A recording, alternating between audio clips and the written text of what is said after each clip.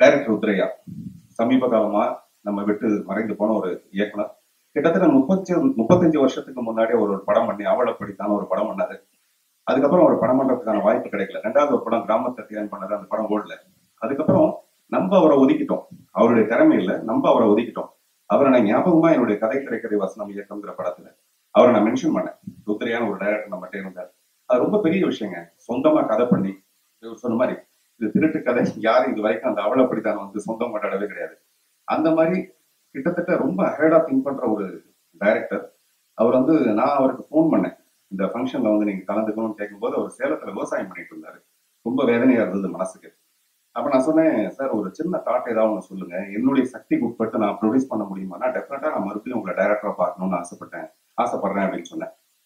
அவர் நான் வரும்போது பேசுறேன், போகும்போது சொல்லாம போயிட்டாரு. அவர் இப்பதான் சமீபத்துல. இயற்கை மரணம்ங்கிறது மூச்சு விடும்போது போயிடும். ஆனா இயக்குநர்களோட மரணம் எப்படி இருப்பேன்னா அவங்களை ஒதுக்கப்படும் போது மட்டும்தான் ஏற்படும். இதை நான் வந்து ரொம்ப வருத்தத்தோட தெரியப்படுத்துறேன்.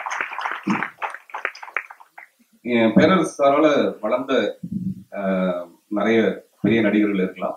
அவங்க எல்லாருமே ரொம்ப கவனமா மறுபடியும் அவரோட படம் பண்றதுக்கான ஒரு சின்ன முயற்சியை டெஃபினட்டா பண்ணணுங்கிறது என்னுடைய அன்பான வேண்டுகோள். நான் நிறைய ஜோக் எல்லாம் படிச்சிருக்கேன், நானே கூட கிரியேட் பண்ணிருக்கேன். ஆனா லேட்டஸ்டா நான் படிச்ச ஒரு ஜோக் வந்து தருண் விஜய்னு ஒரு எம்பி, டெல்லியில இருக்கிற ஒரு எம்பி, மகாகவி பாரதியாருக்கு வந்து பாரத் ரத்னா பட்டம் கொடுத்தே தீரணும் இப்போ அப்படின்னு சொல்லிட்டு மோடி கிட்ட போராடிட்டு இருக்காங்க. அதாவது மகாகவி பாரதியாருக்கு பாரத் ரத்னா பட்டம் கொடுக்கணும்னு இப்ப போராடிட்டு இருக்காரு. இப்ப போராடி என்ன பிரயோஜனம்? ஒரு மனுஷன் வாழும்போது செய்யாத விஷயங்களை பூரா அவன் செத்து போனதுக்கு அப்புறம் அவனை பாராட்டுறது, அவனை புகழ்றது, இதுவே நம்மளுடைய பழக்கமா போச்சு.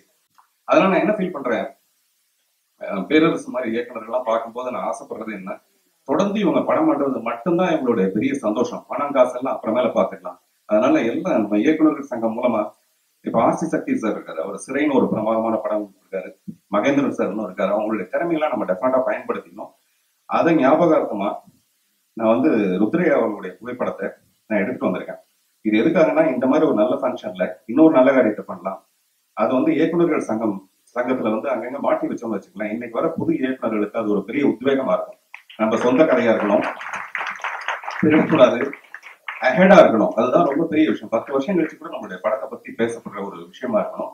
அதனால பேரரசு சார் அவர்கள் முன்னிலையில ராமதாஸ் சார், எல்லாரும் எல்லா இயக்குநர்களும் இதை பெற்றுக்கொள்ளும்படி தாழ்மையாக கேட்டுக்கொள்ளும்.